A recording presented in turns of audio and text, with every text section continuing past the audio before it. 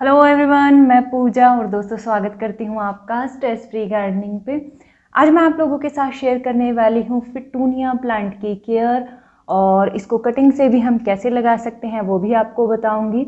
इसको nerve plant भी बुलाया जाता है। तो कंप्लीट केयर आज मैं आप शेयर करने वाली हूँ। वीडियो के एंड तक बने रहिएगा। तो चलिए दोस्तों वीडियो शुरू करते हैं। मेरे पास फिटूनिया की ये 3 वैरायटी हैं। जैसे कि ये वाली देख सकते हैं आप, ये थोड़ी बड़ी पत्तियों वाली वैरायटी है। एक ये वाली वैरायटी है जो कि बहुत छोटी पत्तियों वाली वैरायटी है। सबसे ज़्यादा केयर ये वाली वैरायटी मांगती है। और एक यही इसी के साथ की है, जैसे बड़ी पत्तियों वाला है, इसी में ये वाली वैरायटी है जो कि कलर में थोड़ी सी अलग है। फिटूनिया जो है वो रेन फॉरेस्ट का प्लांट है जो कि घने जंगलों में नीचे पाया जाता है, जिन जंगलों में बारिश ज़्यादा होती है और ये छायादार जगह पर नीचे पनपते रहते हैं, नीचे ग्राउंड कवर के तौर पे यानी। तो दोस्तों सबसे पहले बात करते हैं गमले की। गमले की अगर बात की जाए तो इस प्लांट को ज़्यादा बड़े गमले की ज़रूरत नहीं रहती है। प्लांट इतनी ऊंचाई का गमला इसके लिए ठीक रहेगा। कोई भी गमला आप चूज़ करें, ध्यान रखें नीचे जो है वो ड्रेनेज होल ज़्यादा अच्छे होने चाहिए, ताकि जब आप पानी डालें पानी आराम से ड्रेन आउट हो जाए। अब बात करते हैं सॉइल मिक्सचर की। तो सॉइल मिक्सचर दोस्तों आप इसका 2 तरीके से बना सकते हैं। एक तो वो जिसमें आप मिट्टी यूज़ कर सकते हैं और दूसरा बिना मिट्टी के। तो मिट्टी वाला बनाने के लिए आपको थोड़ी मिट्टी चाहिएगी। उसमें आप कोकोपीट और साथ में परलाइट और साथ में कंपोस्ट मिलाएंगे, यानी 4 चीज़ें मिलानी है। उसमें मिट्टी की मात्रा थोड़ी कम रखेंगे दूसरी चीज़ों से तो ज़्यादा बेहतर रहेगा। सॉइल लेस मीडिया बनाने के लिए, यानी कि मिट्टी जिसमें हमें डालनी ही ना हो, उसमें आप कोकोपीट के जो छोटे छोटे टुकड़े होते हैं, चंक्स जिनको बोला जाता है, वो भी आप इस्तेमाल कर सकते हैं। साथ में आप उसमें वर्मी कंपोस्ट का इस्तेमाल करेंगे, गोबर की खाद का नहीं। यानी कि एक हिस्सा आप लेंगे कोकोपीट का, एक हिस्सा लेंगे वर्मी कंपोस्ट का, एक हिस्सा लेंगे आप परलाइट का और एक हिस्सा वर्मी क्लाइट का। ये चीज़ें आप ऐड कर सकते हैं। इसके अलावा आप इसी सॉइल मिक्सचर में एक हिस्सा कोयले का भी इस्तेमाल कर सकते हैं। बिना मिट्टी वाला जो हम सॉइल मिक्सचर इसका बनाएंगे उसमें पानी नहीं होल्ड करेगा प्लांट, और जितना मॉइस्चर प्लांट को चाहिए उतनी ज़रूरत के हिसाब से मॉइस्चर उसमें रहेगा। पानी डालते ही बहुत जल्दी ड्रेन आउट हो जाएगा, जिसके कारण इसका रूट रॉट होने का जो चांस है वो भी कम हो जाता है। और जो सॉइल लेस मीडिया है वो इस प्लांट के लिए ज़्यादा बेहतर काम करता है। ये वाला जो प्लांट है ये सॉइल लेस मीडिया में लगा हुआ है और ये भी।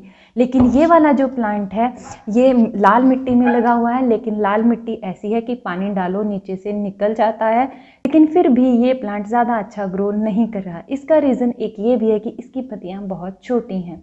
छोटी पत्तियों वाला जो फिटूनिया है उसको मॉइस्चर बहुत ज़्यादा चाहिए। 80% तक हवा में जब मॉइस्चर होता है तो इसकी पत्तियाँ ऊपर तक रहती हैं। जैसे ही मॉइस्चर कम होने लगता है, यानी ह्यूमिडिटी कम होने लगती है, इसकी पत्तियाँ नीचे आना शुरू हो जाती हैं।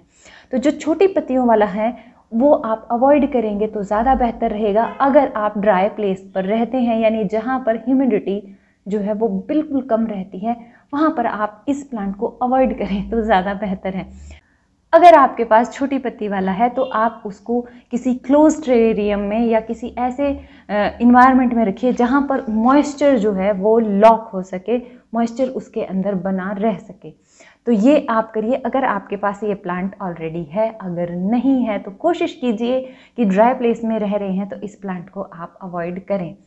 अब अगर आप चाहते हैं, आपको खूबसूरत लगता है, तो बड़ी पत्तियों वाला आप ले सकते हैं, क्योंकि इस प्लांट को आप मिस्टिंग के द्वारा आराम से अपने पास रख सकते हैं।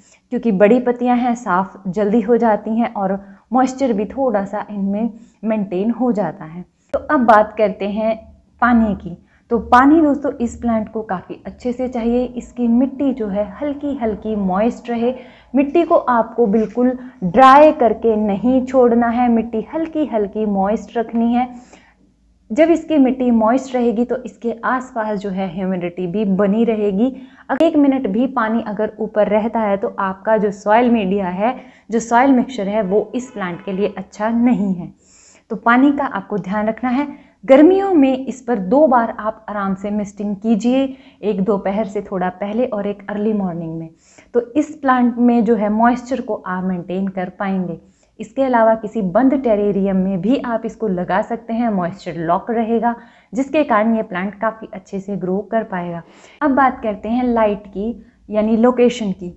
तो काफ़ी बार कहा जाता है कि इंडोर हम इस प्लांट को रख सकते हैं। जैसे कि आप देख रहे हैं ये विंडो है और विंडो से काफ़ी अच्छी लाइट आ रही है, तो यहाँ पर ये प्लांट आराम से चलेगा, लेकिन ह्यूमिडिटी अच्छी होनी चाहिए। इसको डायरेक्ट सनलाइट ना दें, पत्तियाँ जल जाएंगी, ब्राउन कलर की कुछ इस तरीके की पत्तियाँ हो जाएंगी जब इसको धूप मिल जाती है। तो इस प्लांट के लिए आप धूप को बिल्कुल अवॉइड करिए। विंडो से धूप आती है तो भी इसको थोड़ा दूर रखिए। इनडायरेक्ट लाइट चाहिए, लेकिन नॉर्मल लाइट चाहिए, बहुत ज़्यादा ब्राइट लाइट की इस प्लांट को ज़रूरत नहीं रहती है। ग्रीन नेट से जब धूप छन कर आती है वो भी इसके लिए ज़्यादा अच्छी नहीं रहती है। तो प्लांट को धूप और बहुत ज़्यादा तेज़ लाइट की ज़रूरत नहीं रहेगी। लाइट मिलती रहे, जैसी आप देख रहे हैं विंडो से नॉर्मल लाइट आ रही है, वैसी लाइट इस प्लांट के लिए काफ़ी रहेगी। अब बात करते हैं ग्रोथ की। तो बारिशों में ये प्लांट बहुत अच्छे से ग्रो करता है, बहुत तेज़ी से भी ग्रो करेगा अगर इन्वायरमेंट इसके अकॉर्डिंग है। अगर आप इसको इंडोर रखते हैं तो ग्रोथ थोड़ी स्लो रहेगी, बहुत ज़्यादा ग्रो नहीं कर पाएगा। अगर ऊपर से फ़ैन भी चलता है या उस रूम में एसी है तो भी ग्रोथ पर उसका असर होगा।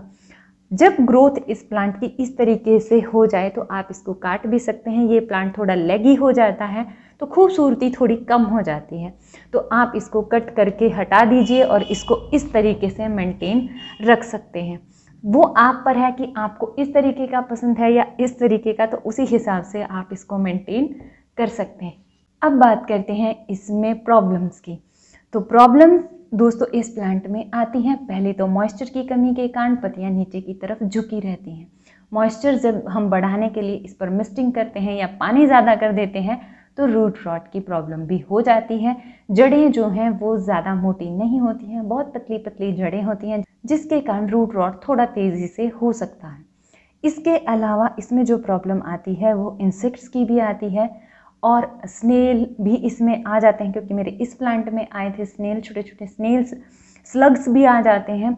इसके अलावा इसमें जो पत्तियां हैं उन पर छोटे छोटे ब्राउन कलर के डॉट से बन जाते हैं, जो कि एक तरह का बैक्टीरियल इन्फेक्शन हो सकता है, वायरल हो सकता है, फंगस वाला इन्फेक्शन हो सकता है। तो इस चीज़ को रोकने के लिए आप नीम ऑयल का स्प्रे करते रहें या फिर किसी भी अच्छे सिस्टमेटिक फंजीसाइड का इस्तेमाल करें अगर आपको छोटे छोटे ब्राउन स्पॉट्स नज़र आते हैं। तो ये प्रॉब्लम आएंगी नहीं अगर आप पहले ही इन चीज़ों का इस्तेमाल 20 दिन में करते रहेंगे, 15 से 20 दिन में करते रहेंगे तो प्रॉब्लम नहीं आएंगी।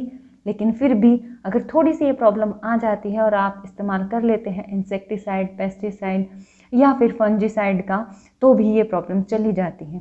तो फर्टिलाइज़र की अगर बात की जाए तो दोस्तों ज़्यादा फर्टिलाइज़र इस प्लांट को नहीं चाहिए। लिक्विड फर्टिलाइज़र इस प्लांट के लिए ठीक रहेगा। अगर आप सीवीड सॉल्यूशन यूज़ करते हैं तो द बेस्ट है, 15 दिन में सिंपली आप यूज़ कीजिए। इसके अलावा आप अगर कोई होममेड फर्टिलाइज़र यूज़ करते हैं, ख़ास तौर पर लिक्विड फर्टिलाइज़र, तो वो भी इसके लिए ठीक रहेगा। और इसके अलावा NPK जो बैलेंस्ड होता है 19-19-19, वो भी आप इस्तेमाल कर सकते हैं। तो इस तरीके से इसमें खाद अवॉइड करते हुए अगर आप लिक्विड फर्टिलाइज़र का इस्तेमाल करेंगे तो ठीक रहेगा। अगर आप किसी तरीके का फर्टिलाइज़र यानी कि लिक्विड फर्टिलाइज़र इस्तेमाल नहीं करते हैं, खाद ही इस्तेमाल करते हैं, तो खाद को एक रात के लिए पानी में भिगो दीजिए और वो पानी प्लांट को दे दीजिए, तो वो इसके लिए लिक्विड जो फर्टिलाइज़र है वो बन जाएगी। तो अब बात करते हैं इसकी प्रोपगेशन की। तो प्रोपगेशन की बात करें तो ये कटिंग से बहुत आसानी से चल जाता है। इसकी नॉड एरिया वाली कटिंग लें और मिट्टी में लगा दें।